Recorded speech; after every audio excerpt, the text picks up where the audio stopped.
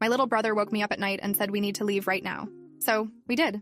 The hand on my shoulder was shaking me so hard my teeth rattled, and when I opened my eyes, Caleb's face was inches from mine in the darkness. His eyes were huge and terrified in a way I'd never seen before, not even when he broke his arm falling out of the treehouse when he was 8. "Avery, we have to go right now," he whispered, his voice cracking on every word. "I heard them talking downstairs and they're going to do something really bad and we can't be here when they wake up." I was still half asleep, my brain struggling to process why my 13-year-old brother was in my room at what my clock said was 2:47 a.m. on a Thursday night. I started to tell him to go back to bed, that whatever he heard was probably just a nightmare, but then I saw what he was holding. Our dad's hunting knife, the one he kept locked in the gun safe, was gripped in Caleb's shaking hand with dried blood on the blade. My whole body went cold and I sat up so fast I nearly headbutted him. "Where did you get that? Is that blood? Caleb, what's going on?" He was already moving to my closet, pulling out my backpack and stuffing random clothes into it with movements that were jerky and panicked. "I'll explain when we're safe, but we have maybe an hour before they notice, and if we're still here when they wake up, we're not going to be okay." His voice had this flat certainty that scared me more than the knife or the blood or any of it, because Caleb had always been the dramatic one, the kid who cried when we watched sad movies and got anxious about everything. Seeing him this calm while saying something this terrifying meant whatever he'd seen or heard had broken something fundamental in him. I threw off my blankets and grabbed the backpack from him, my hands shaking as I tried to think clearly through the adrenaline suddenly flooding my system. "Tell me right now what happened or I'm not going anywhere." Caleb's face crumpled for just a second before he forced it back into that scary, calm mask. I woke up to use the bathroom and I heard Mom and Dad talking in the kitchen. They didn't know I was awake. They were talking about how we're getting too old, how we ask too many questions now, how the people they work for said it's time to cut loose ends before we figure things out. His voice dropped even lower and I had to lean in to hear him. "Mom said your name first, Avery. She said you've been asking about why we never visit grandparents or why we don't have any baby pictures from before we moved here. Dad said we could handle it this weekend when we go on that camping trip they've been planning. Make it look like an accident. 2 kids drowned in the lake. Tragic story. Happens all the time." I stared at him, my brain refusing to process what he was saying because parents don't talk about killing their own children. Parents argue about bills and curfews and whose turn it is to do dishes. They don't plan murders. But then I remembered things that had never quite made sense. How we'd moved to this town when I was 6 and Caleb was 3, and Mom and Dad always said we couldn't contact anyone from before because there had been a situation with dangerous people. How they homeschooled us and never let us have friends over or go to other kids' houses. How Dad would disappear for days sometimes and come back with duffel bags full of cash that Mom would count at the kitchen table while we were supposed to be sleeping. How I'd found fake IDs in the garage last year with our parents' faces but different names, and when I asked about them, Dad had gotten this look on his face that made me never bring it up again. All the weird pieces that I'd always told myself had reasonable explanations suddenly rearranged into a picture that made my stomach hurt. "The knife," I whispered, pointing at it with a hand that wouldn't stop shaking. "Why do you have Dad's knife and why is there blood on it?" Caleb's eyes filled with tears, but his voice stayed steady. "I went to the gun safe to get something, anything we could use to protect ourselves if they tried to stop us from leaving, but it was already open and the knife was just sitting there on Dad's workbench with blood on it, fresh blood that was still wet. And there was a wallet next to it with someone's ID and credit cards. Someone I've never seen before. Someone who's probably dead now because of what our parents did tonight." He wiped his eyes with his sleeve and thrust my backpack at me. "We can process this later. We can figure out what to do about all of it later. But right now, we have to leave this house before they wake up and realize we know too much." Everything in me wanted to argue, to say this was insane, to wake up our parents and demand an explanation. But looking at my little brother holding a bloody knife in my bedroom in the middle of the night, I couldn't make myself believe there was a reasonable explanation that would make this okay. I grabbed the backpack and started shoving actual useful things into it instead of the random items Caleb had thrown in. Phone charger, my emergency cash from the drawer where I kept birthday money, a jacket, my laptop, because it had all my schoolwork, and I couldn't think clearly enough to know what we'd need. Caleb went to his room and came back with his own backpack stuffed with clothes and his tablet, and I could see he'd been planning this more carefully than his panic suggested, because he also had a first aid kit and bottles of water and granola bars from the kitchen. "How are we leaving?" I asked quietly, creeping toward my bedroom door to listen for any sounds from downstairs. "Dad keeps the car keys on him and the spare set is in their bedroom. We can't get to them without walking right past their door." Caleb pulled something from his pocket that made my breath catch. He had a full set of car keys that I didn't recognize, attached to a keychain with someone else's initials. "These were with the wallet," Caleb said, and his voice had gone completely flat. "I'm guessing they belong to whoever Dad killed tonight. There's a car parked 2 houses down that I've never seen before. A blue sedan. I checked and these keys unlock it. We can take that car and be gone before anyone even notices." The casual way he said, "whoever Dad killed tonight," made something crack inside my chest because my 13-year-old brother shouldn't know how to talk about murder like it was just another item on a to-do list. I took the keys from him with numb fingers, and we moved through the dark house like ghosts, every creak of the floorboards making my heart stop. I could hear Dad snoring from the master bedroom and see the faint light under the door that meant Mom was probably reading in bed like she did every night. Normal sounds from normal parents who were apparently planning to kill us this weekend and make it look like an accident. We made it to the front door and I slowly turned the deadbolt, praying it wouldn't make the clicking sound it usually did. The bolt slid free with barely a whisper, and I eased the door open, the hinges mercifully silent because Dad had oiled them just last week. We slipped out into the October night air that was cold enough to make me wish I'd grabbed a better jacket, and I pulled the door closed behind us with the slowest, most careful movement of my life. Then we were running across the lawn toward the street, our backpacks bouncing against our shoulders, heading for a blue sedan parked under a streetlight 2 houses down that belonged to someone who was probably dead. I clicked the unlock button and the car chirped once, way too loud in the sleeping neighborhood, and we threw our bags in the back and jumped into the front seats. My hands shook so badly I could barely get the key in the ignition, but then the engine turned over and we were pulling away from the curb, leaving the only home I remembered behind us. I drove aimlessly for 20 minutes before my brain started working clearly enough to form an actual plan. We couldn't just drive forever. We had maybe $300 between us and a tank of gas that was showing half full. We didn't have real IDs because our parents had always said they'd get us driver's licenses when we were older, which I now realized meant they never wanted us to have official documentation. We couldn't go to the police because what would we say? Our parents were talking about killing us but didn't actually do anything yet, and also we stole a car that might belong to a murder victim. That would get us sent straight back home where mom and dad would have a convenient explanation for everything, and we'd be trapped until that camping trip this weekend. Caleb was staring out the window with his arms wrapped around himself, and in the glow from the dashboard, he looked even younger than 13. Just a scared kid who'd had to grow up way too fast in the last few hours. We need to go somewhere they won't think to look for us, I said, trying to sound more confident than I felt. And we need to find someone who can actually help us. Someone with authority who won't just send us back. Caleb was quiet for a long moment before he pulled out his tablet. Before we left, I took pictures of everything I found. The knife, the wallet, the fake IDs in the garage, the duffel bags of cash in the basement that I found last month when you were at the dentist. I've been documenting things for a while because I kept noticing weird stuff and I thought maybe I was paranoid, but I wanted evidence in case I wasn't. He showed me his photo gallery and my stomach turned as I scrolled through dozens of images. Stacks of $100 bills wrapped in paper bands, multiple driver's licenses with our parents' faces and different names and addresses, handwritten notes and dad's writing with names and addresses and dollar amounts, that bloody knife laid out on the workbench like some kind of terrible still life. There's more, Caleb said quietly. I found a box in the attic 3 weeks ago when I was looking for Christmas decorations early because I wanted to surprise Mom.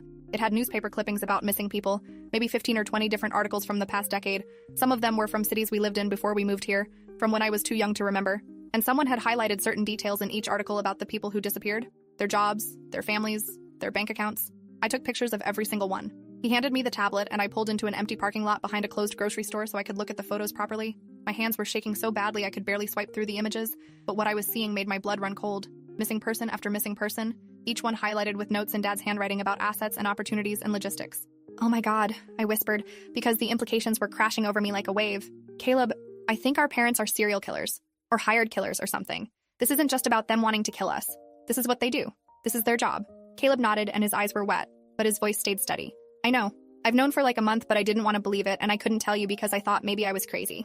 But tonight, when I heard them talking about making our deaths look like an accident, exactly the way some of those articles described other people's deaths, I knew I wasn't crazy. And I knew we had to leave right now, or we'd end up as clippings in someone else's box.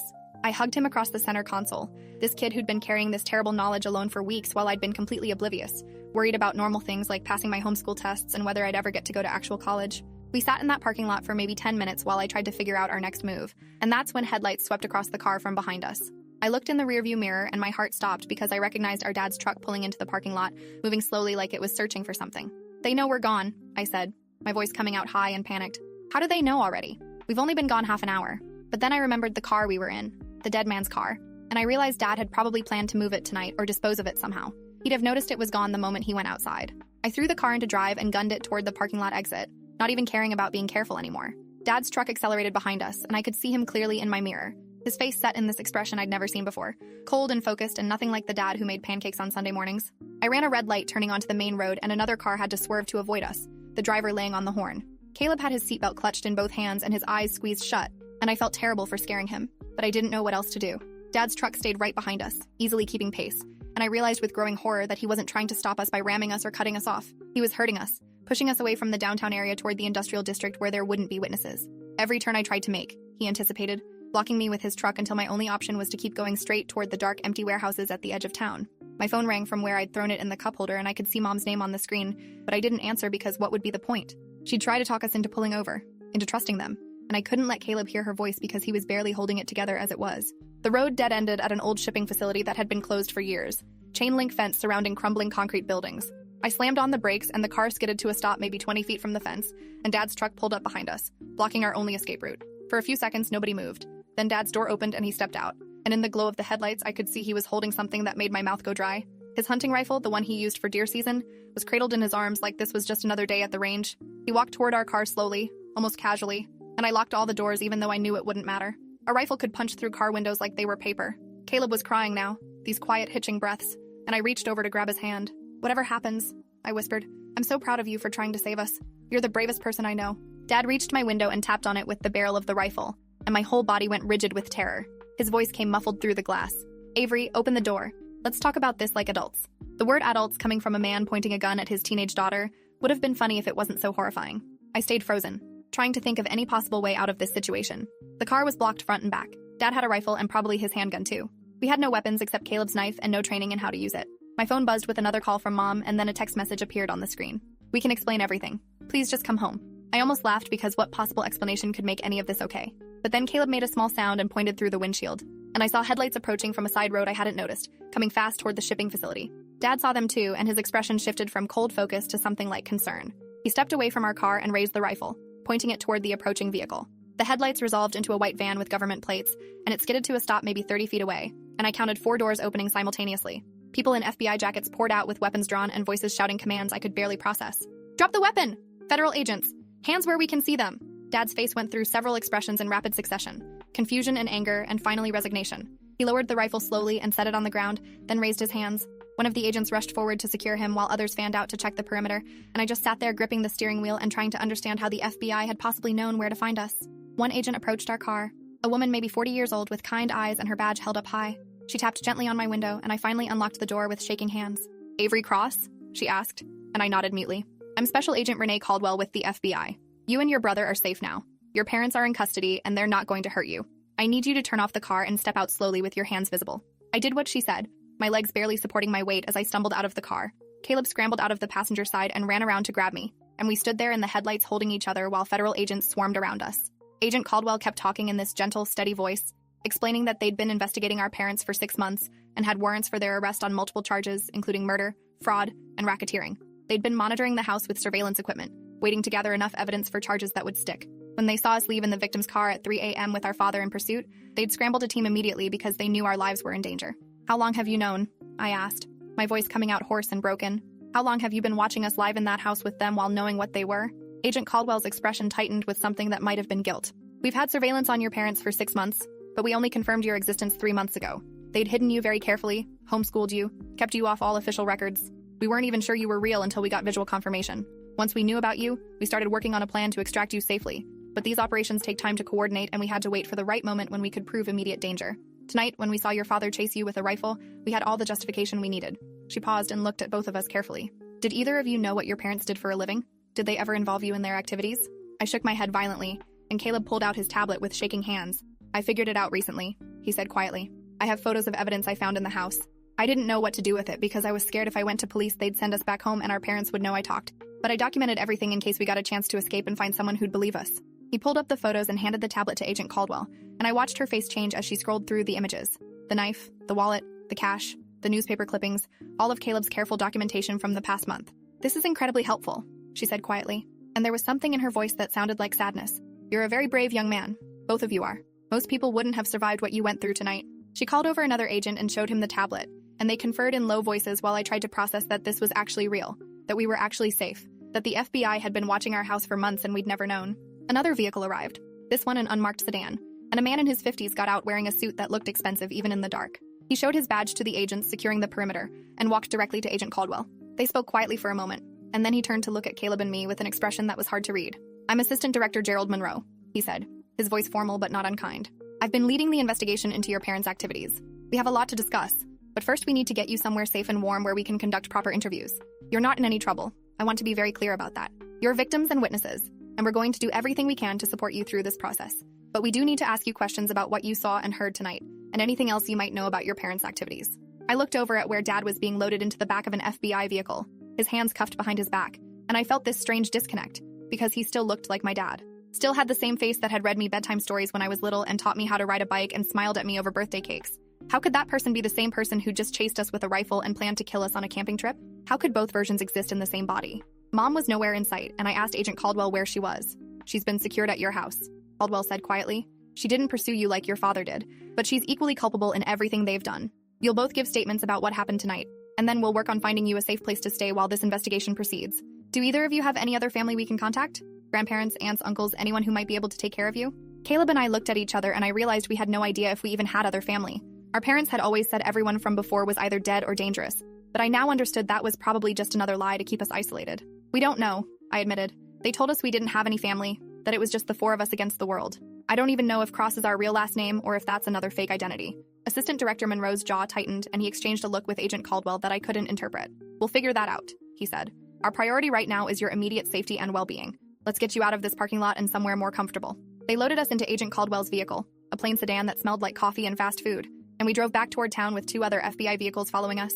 I watched the shipping facility disappear in the side mirror and tried to process that less than 2 hours ago I'd been asleep in my bed, normal and safe, and now everything I thought I knew about my life was revealed to be a lie. The FBI field office was in a building downtown that looked like every other office building from the outside, but inside it was all security checkpoints and badge readers and agents moving purposefully through fluorescent-lit hallways. Agent Caldwell took us to a conference room with a table and chairs and a window that looked out over the parking lot. There was a camera mounted in the corner that she gestured to apologetically. Everything that's said in this room will be recorded for evidentiary purposes, she explained. But I want you to know that you're not suspects. You're minors who were kept in isolation by your parents and are now helping us understand the full scope of what they've done. Anything you tell us will be used to build our case against them, not against you. Do you understand? We both nodded, and she left us alone for maybe 5 minutes while she went to get water and snacks from somewhere. The silence in that room was oppressive, and Caleb hadn't let go of my hand since we'd gotten out of the car. Are we going to be okay? He asked quietly, and I didn't know how to answer because I had no idea what okay even looked like anymore. We're alive, I finally said. That's more than we would have been by this weekend. Everything else we can figure out. Agent Caldwell came back with bottles of water and a bag of vending machine snacks, and Assistant Director Monroe followed her with a laptop and folders full of documents. They sat across from us and Monroe opened one of the folders, pulling out photos that he laid carefully on the table. I recognized some of them immediately. Surveillance photos of our house and our parents entering and leaving at various times, but there were other photos that made my stomach turn. Crime scene photos of bodies and blood and evidence markers. I'm going to show you some difficult things, Monroe said, his voice gentle despite the horrible images. But I need you to understand the full scope of what your parents have been doing so you can help us ensure justice for all their victims. Over the next hour, Monroe walked us through their investigation into our parents' activities. They weren't serial killers in the traditional sense. They were contract killers who worked for organized crime families and occasionally wealthy individuals who wanted problems eliminated. The FBI had connected them to at least 18 murders over the past decade across 6 different states, though they suspected the real number was much higher. Most of the victims were other criminals, people involved in drugs or money laundering who'd become liabilities to their organizations. But some were innocent people in the wrong place at the wrong time, witnesses who'd seen too much, spouses who'd become inconvenient. Our parents had moved from city to city, changing identities each time, always staying just ahead of law enforcement until this investigation finally caught up with them. The documents your brother photographed are incredibly valuable, Monroe said, gesturing to Caleb's tablet, which was now connected to his laptop. These newspaper clippings match up with several of our cold cases, and his documentation of the blood evidence and wallet from tonight's victim will help us close at least one open murder investigation. I felt sick hearing him talk about murders and victims in clinical terms, while looking at my little brother's photos documenting our father's crimes. Who were we before this? I asked, surprising myself with the question. You said they hid us carefully. Does that mean we had other names? Other lives? Monroe and Caldwell exchanged another look, and then Monroe pulled out a different folder. Inside were birth certificates and photos of 2 small children I didn't recognize at first. The girl looked maybe 5, with dark curly hair and a gap-toothed smile. The boy was around 2, chubby-cheeked and laughing at something off camera. It took me a long moment to realize I was looking at Caleb and myself from before I could remember. Your names were originally Kennedy and Julian Reed, Monroe said quietly. Your biological parents were Michael and Patricia Reed, and they died in what was ruled a murder-suicide when you were 6 and 3. Your father allegedly killed your mother and then himself, leaving you orphaned. The room spun and I gripped the edge of the table to steady myself. Allegedly? I repeated, focusing on that one word because I couldn't process anything else he'd just said. Monroe nodded grimly. We now believe that murder-suicide was actually a contract killing carried out by the people you know as your parents. They were hired to eliminate your biological parents, who were witnesses in a federal trial against a crime family. After completing the job, they took you and your brother, rather than leaving you to go into the foster system where someone might eventually figure out what really happened. They've been raising you under false identities ever since, moving whenever they thought someone was getting too close to discovering the truth. I couldn't breathe, couldn't think. The people who'd raised me, who I'd called mom and dad for my entire remembered life, had murdered my real parents, and then just taken me and Caleb like we were spoils of war. We'd been living with our parents' killers for 11 years and never knew it. Caleb made this small broken sound, and I turned to see tears streaming down his face. So they were never really our parents at all, he whispered. They were just the people who killed our parents and stole us. Agent Caldwell reached across the table like she wanted to take his hand, but stopped herself. I know this is devastating information to receive, she said gently. And we have counselors standing by who specialize in helping children process trauma, but I want you to understand that what they did to you, keeping you isolated and raising you under false pretenses, that was criminal regardless of how they treated you day to day. Even if they fed you and clothed you and seemed to care about you, they had no right to take you from your biological family and no right to keep you hidden from the world. You were kidnapped victims this entire time. You just didn't know it. The words kidnapped victims echoed in my head, and I tried to reconcile them with my memories of childhood. Birthday parties and homeschool lessons and family movie nights, all of it built on top of a foundation of murder and theft. Do we have other family? I asked, because I needed to know if there was anyone out there who'd been looking for us. anyone who'd missed Kennedy and Julian Reed. Monroe pulled out more documents, and I saw family trees and contact information, and my heart started beating faster. Your biological father, Michael, was an only child, but your biological mother, Patricia, had 2 siblings, both still living. Her sister, Rachel Gardner, lives in Oregon, and her brother, Thomas Barrett, lives in New Hampshire. We've already been in contact with them as part of our investigation, and they've been searching for you since you disappeared 11 years ago. They never believed the foster system story your kidnappers spread. They knew something was wrong, but they had no evidence and no way to prove what happened to you. He showed us photos of a woman in her 40s with curly hair like mine, and a man maybe 50 with Caleb's same nose and chin. Our aunt and uncle, actual blood relatives who'd been looking for us while we'd been living 40 minutes away from our aunt for the past 5 years, never knowing we had family who wanted us. The interview continued for another 2 hours, as they asked us questions about our daily lives, about things we'd seen or overheard, about any visitors or unusual activities we'd noticed. Caleb described finding the box of newspaper clippings and showed them every photo he'd taken. I told them about the fake IDs in the garage and the duffel bags of cash and the times Dad had come home with injuries he'd brushed off as work accidents. They recorded everything carefully and took copies of all of Caleb's photos. It was past 6 in the morning by the time they finally said we could take a break, and I realized we'd been awake for over 24 hours. Agent Caldwell took us to a different room that had 2 cots set up with blankets and pillows, and she explained this was where they sometimes let witnesses rest during long investigations. Someone will be right outside the door, she said gently. You're completely safe here. Try to get some sleep and we'll talk more when you wake up. But I couldn't sleep even though exhaustion was pulling at my bones. I laid on one cot while Caleb curled up on the other, and we stared at each other in the dim light filtering through the window blinds. Are you mad at me for waking you up? Caleb asked eventually, his voice small and scared, for making us run and causing all this. I reached across the space between the cots to grab his hand. You saved our lives, I said firmly. If you hadn't heard them talking, if you hadn't been brave enough to document everything and wake me up, we'd probably be dead this weekend. I'm not mad. I'm grateful. You're the reason we're still alive. He cried then, these quiet sobs that shook his whole body, and I got up and climbed onto his cot so I could hold him. We'd been through something no kids should ever have to experience, and we'd survived it together because my little brother had been brave enough to act when it mattered most. Eventually, his breathing evened out and he fell asleep against my shoulder, and I held him and stared at the ceiling and tried to process that our entire lives had been a lie. Someone knocked softly on the door around noon, and Agent Caldwell came in carrying paper bags that smelled like burgers and fries. We ate mechanically while she explained what would happen next. Our Aunt Rachel was flying in from Oregon that evening and had already been cleared to take custody of us temporarily while the investigation proceeded. There would be more interviews and eventually probably testimony in court if the case went to trial, but for now the priority was getting us somewhere stable and safe where we could start processing everything that had happened. Your aunt has been in touch with a trauma counselor who works with children in situations like yours, Caldwell explained. She understands you'll need intensive support, and she's committed to making sure you get whatever help you need. She's also been in contact with your Uncle Thomas, and they're working together to figure out the best long-term arrangement for both of you. I tried to imagine living with an aunt I'd never met, in a state I'd never been to, starting a completely new life at 17. Caleb would have to start real school for the first time instead of being homeschooled, learn to make friends and navigate social situations he'd been isolated from his entire life. The FBI brought in a counselor that afternoon, a woman named Dr. Sharon Kramer who specialized in helping children who'd experienced severe trauma. She sat with us in a different conference room and didn't push us to talk about anything we weren't ready for. Instead, she taught us breathing exercises for when the panic attacks hit and gave us worksheets about identifying feelings and coping mechanisms. What you've been through is extraordinarily traumatic, she said gently, and there's no timeline for healing from something like this. You might feel okay one moment and completely overwhelmed the next, and both reactions are normal and valid.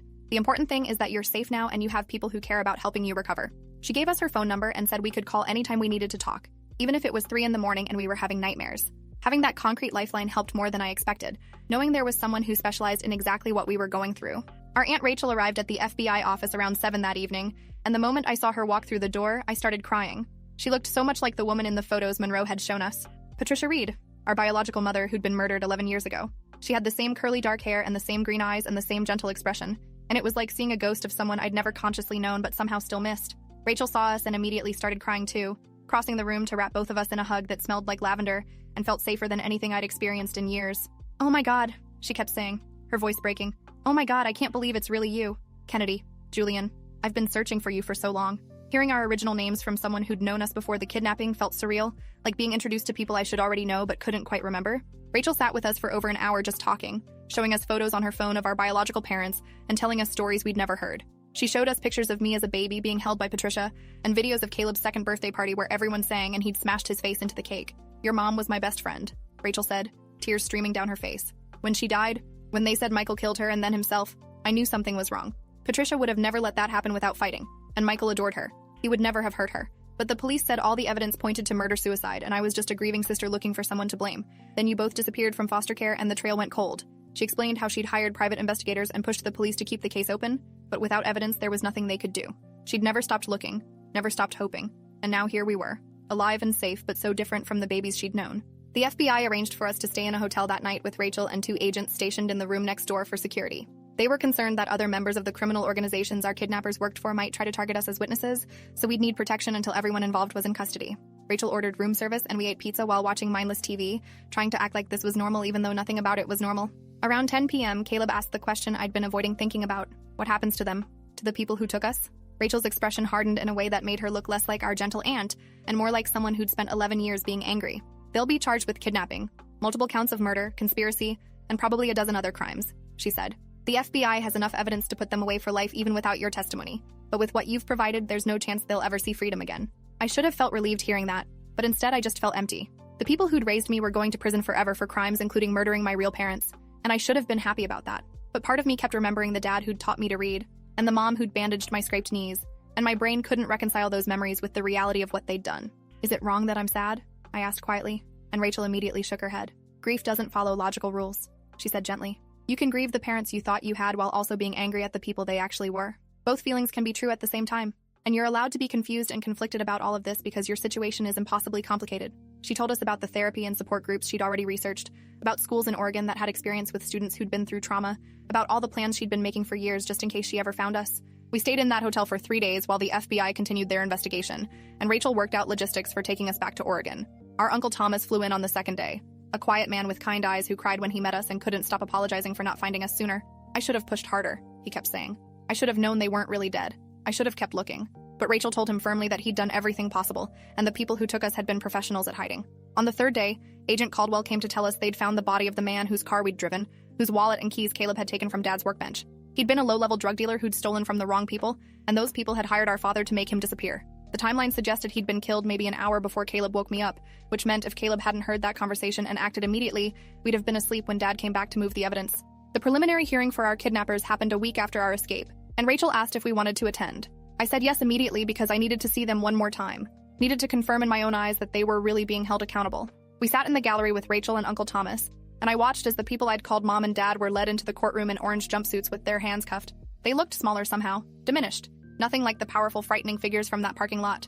The prosecutor read the charges, and it took almost 5 minutes to get through them all. 36 counts total, including 18 murders, 2 kidnappings, fraud, weapons charges, and conspiracy. Our father never looked at us, just stared straight ahead with no expression. But our mother turned, and her eyes found mine across the courtroom, and for just a second I saw something that might have been genuine grief. Then the moment passed, and her face went blank, and she turned back to face the judge. The judge denied bail, citing the defendants as severe flight risks with the resources and skills to disappear completely, and ordered them held in federal custody pending trial. Walking out of that courtroom knowing they couldn't hurt us anymore, couldn't reach us or manipulate us or plan our deaths, felt like breathing for the first time in days. We flew to Oregon the next day, 3 tickets on a commercial airline with Agent Caldwell accompanying us for security. Rachel lived in a small town outside Portland, in a house that felt enormous after years in our isolated home. She had a guest room ready for me and had converted her office into a bedroom for Caleb, both rooms decorated with welcome signs and new clothes in our sizes. I've been buying things for years, she admitted, showing us the closet full of clothes in various sizes. Every birthday and Christmas I'd buy presents for the ages you would have been, hoping someday I'd get to give them to you.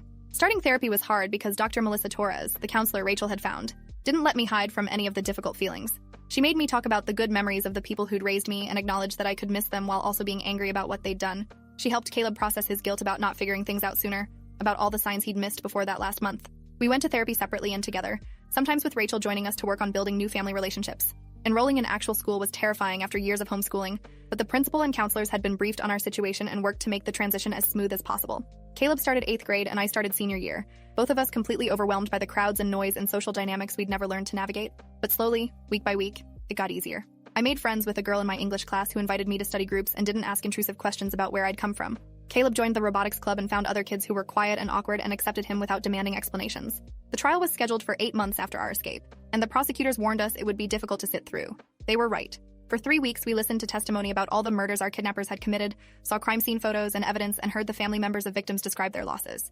Some days I had to leave the courtroom because it was too much, too overwhelming to reconcile these horrific crimes with the people who'd packed my lunches and helped me with homework. The prosecution presented Caleb's photos as evidence, and his documentation of that final night was crucial in establishing premeditation and intent. When it was our turn to testify, I stood in front of the courtroom and described hearing Caleb's voice in the dark, seeing the bloody knife, making the decision to run. I described the chase and the parking lot and the moment Dad had pointed a rifle at us. I answered every question the prosecutor asked and didn't look at the defense table where our kidnappers sat with their attorneys. The jury deliberated for 2 days before returning guilty verdicts on all counts. Our father was sentenced to life in prison without possibility of parole. Our mother got the same. Standing in that courtroom listening to the judge hand down those sentences, I felt this weird mix of relief and sadness. Justice had been served. The people who'd murdered my biological parents and kidnapped us and planned to kill us were going to prison forever. But it didn't feel like victory. It just felt like the end of something terrible that should never have happened in the first place. We went home to Rachel's house and she made us dinner and we sat around the table, this weird little makeshift family trying to figure out how to be normal. Uncle Thomas had moved to Oregon to be closer to us and came over for dinner twice a week. We were slowly learning our original names, responding to Kennedy and Julian instead of Avery and Caleb, though some days I still forgot and answered to the wrong name. A year after our escape, Rachel helped us plan a trip to visit our biological parents' graves. They were buried in New Hampshire where they'd lived before being murdered, and Rachel and Thomas had maintained the gravesite for 11 years. We stood in the cemetery and I looked at the names carved in stone, Patricia Reed and Michael Reed, and tried to feel some connection to these people I'd never consciously known. "I'm sorry I don't remember you," I said quietly, and Rachel squeezed my shoulder. "They loved you so much," she said. "Everything they did was to protect you and keep you safe, and they died trying to do the right thing. They would be so proud of who you've become." We left flowers and took pictures and drove back to Oregon, and for the first time since that night when Caleb woke me up, I felt like maybe we were going to be okay. Not fixed, because you don't fix this kind of trauma.